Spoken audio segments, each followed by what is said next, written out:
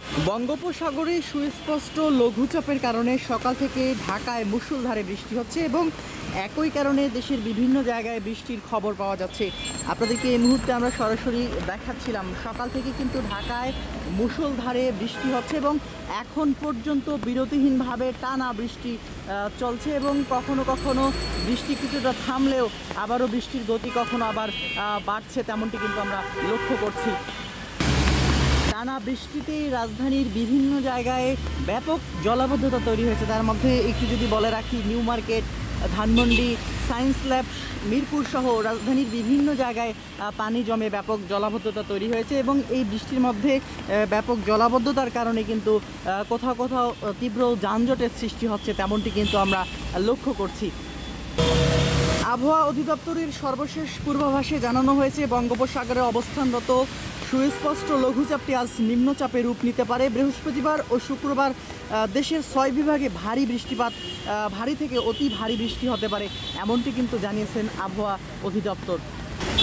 এদিকে টানা বৃষ্টিপাতকে কেন্দ্র করে দেশের যে পার্বত্য জেলাগুলো রয়েছে, সে পার্বত্য জেলাগুলোতে পাহাড় ধসের ঘটনা ঘটতে পারে, তেমনটি কিন্তু জানিয়েছে স্থানীয় প্রশাসন সহ আবহাওয়া অধিদপ্তর থেকে এমন সতর্কবার্তা দেয়া হচ্ছে। এবং এই বৃষ্টির প্রভাবে কিন্তু যে দেশের যে জনজীবন, সে জনজীবন বলা যায় যে কিছুটা স্থবির হয়ে পড়েছে। বিশেষ করে রাজধানীতে সকাল থেকে যারা অফিসগামী এবং স্কুল পড়ুয়া শিক্ষার্থী রয়েছেন, তারা কিন্তু এই বৃষ্টির প্রভাবে স্কুল এবং অফিস যেতে এবং আসতে কষ্ট হচ্ছে, তেমনটি কিন্তু আমরা সকাল থেকেই দেখেছি।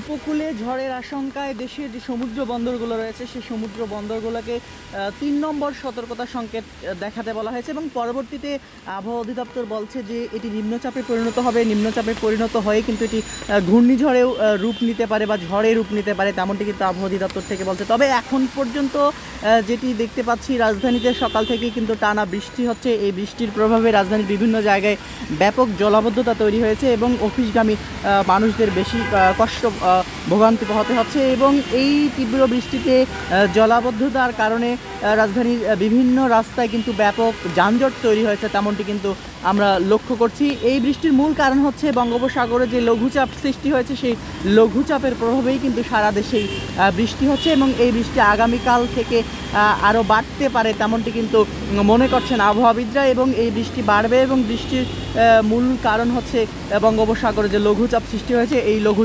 লঘুচাপটি বৃষ্টির পরপরই কিন্তু নিম্নচাপে রূপ নেবে এবং নিম্নচাপে রূপ নিয়ে এটি একটি ঝড়ে রূপ নিতে পারে, তেমনটি আবহাওয়া অধিদপ্তরের আবহাওয়াবিদরা বলছেন। এবং আমরা সকাল থেকে রাজধানী জুড়ে ব্যাপক বৃষ্টি এবং বিভিন্ন জায়গায় ব্যাপক জলাবদ্ধতা দেখেছি। এখন পর্যন্ত বিরতিহীনভাবে কিন্তু বৃষ্টি হচ্ছে এবং এই বৃষ্টির মধ্যেই যারা গুরুত্বপূর্ণ কাজে বের হয়েছে, নিত্যদিনের গুরুত্বপূর্ণ যে কাজগুলো রয়েছে রাজধানীবাসী, সে নিত্যদিনের গুরুত্বপূর্ণ কাজ বৃষ্টির মধ্যেই কিন্তু সেরে নিচ্ছেন রাজধানীবাসী।